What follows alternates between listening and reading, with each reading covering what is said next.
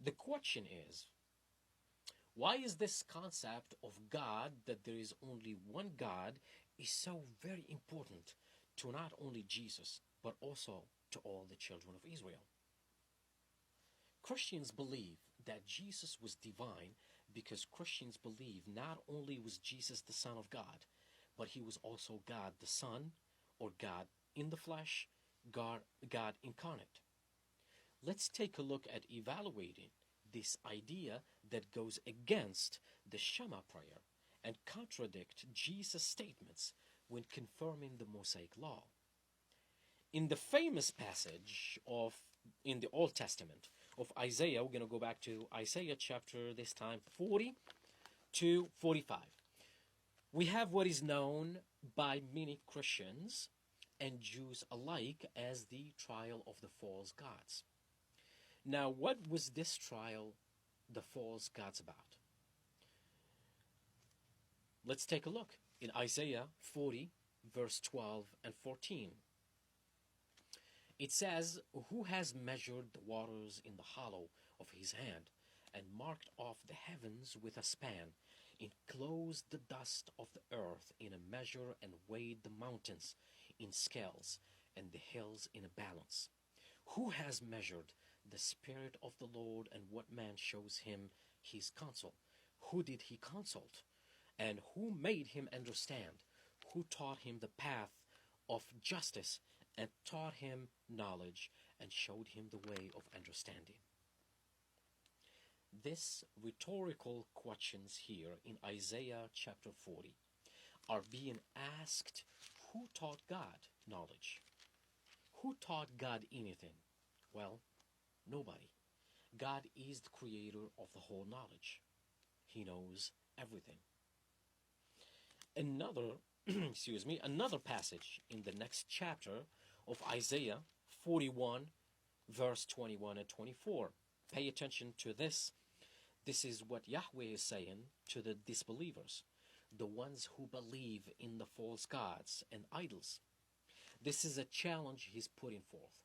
It says, "Present your case, says the Lord. Bring forth your strong reasons, says the King of Jacob. Let them bring forth and show us what will happen. Let them show the former things, what they were, that we may consider them, and know the latter end of them, or declare to us things to come. Show the things that are to come hereafter, that we may know that you are gods. Yes, do good or do evil, that we may be dismayed and see it together. Indeed, you are nothing, and your work is nothing. He who chooses you is an abomination." The main challenge here is, in these verses, is to declare the things to come and tell us what the future holds, so that we may know that you are gods. This is a criteria that's being set up.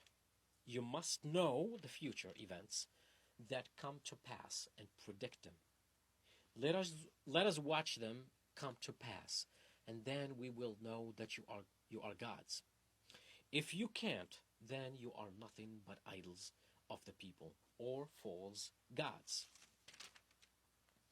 The famous Christian theologian named Dr. James White weighs in on this passage and says, I quote, "Verse 22 of Isaiah 41 calls for the idols to be brought.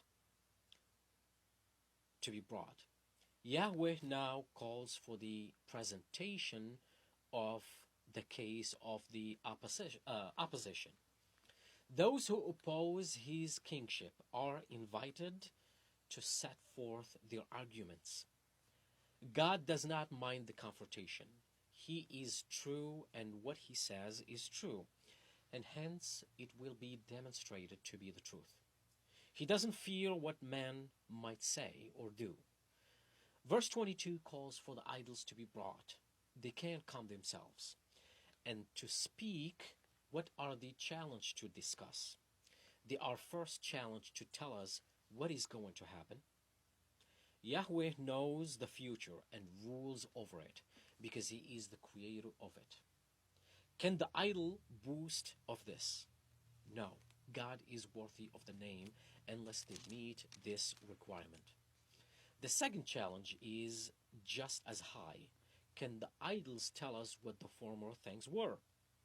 This is not just historical knowledge, but knowledge of purpose. Yahweh asks not just for recitation of the bold facts of history, but the demonstration of the meaning behind those actions. Here we have an underlying thought that all that takes place in time is purposeful and meaningful primarily because Yahweh is at work within time. End of quote. Does Jesus fit this criteria? Was he all-knowing of future events? Well, we find, interestingly enough, back to Mark's Gospel, chapter 13, verse 32, that no, he did not meet these requirements of being all-knowing. It says, but of that day and that hour, speaking of the end of times, knoweth no man, not the angels which are in heaven, neither the Son, but the Father only. You see, not the angels, no man, not even the Son, but the Father alone knows the hour. The Son does not know the hour. So therefore, by the Bible's own criteria, and according to Dr. James White's understanding of it, which we agree with, Jesus does not fit the criteria of being God because he does not know all future events.